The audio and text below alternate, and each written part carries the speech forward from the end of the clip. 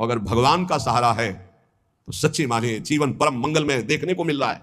नारकी स्थिति से जीवन परम मंगल में देखने को मिल रहा है। दूसरा, संसार के मनुष्यों से जो प्रेम किया जाता है वो अगले जन्म का निमंत्रण है, अगला जन्म का।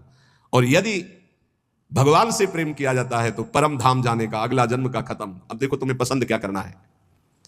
तीसरा, जिस शरीर में जितनी आसक्ति कर लोगे अगला वही जन्म उसी शरीर का मिलेगा। जैसे हिरण के शरीर में आसक्ति कर ली तो भरत जी हिरण बन गए, पुरंजन ने स्त्री में आसक्ति कर ली तो पुरंजनी बन के अगले जन्म में स्त्री बनकर के जन्मा। इसलिए जिस शरीर से अधिक प्रेम कर, जो मकान से ज्यादा प्यार करता है वो छिपकली बनकर मकान में रहता है। ध्यान, जो जिससे अधिक प्यार वो ऐसे योनि को प्राप्त। तुम योनि प्राप्त करने के लिए नहीं आए, तुम भगवान को प्राप्त करने के लिए मानव देह प्राप्त किया है। नाम जप करो, सच्चाई से नाम जप करो, तुम्हें खुद दिखाई देगा जो लिखा है।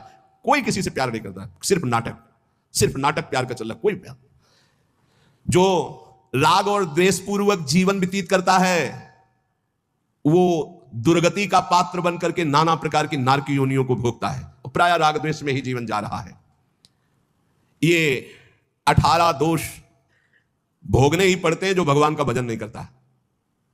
भूख, प्यास, बीमारी, बुढ़ापा, राग, द्वेष, मोह, निंदा, चिंता, भय, खेद, विषाद, जन्म, मरण, विस्मय, शोक, मंद, अरति, कहीं मन नहीं टिक रहा, घोर अशांत, डिप्रेशन, अरति।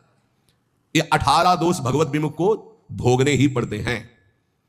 और यदि वो भगवान के आश्रित हो जाता है तो उसमें जैसे भूख है, प्यास है, बीमारी है, बुढ़ापा है, इन सब में भगवान का एक विशेष कृपा प्रसाद रहता है। देखो, बेटा और बहू की कथा सुन चुके।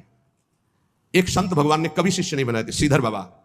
और जब वृद्धावस्था आई तो अपने लोग 8-10 संतों की होड़ लगती थी कि देखो आपने 1 घंटा सेवा की है, अब आप हटिए, अब हम सेवा। जानते हो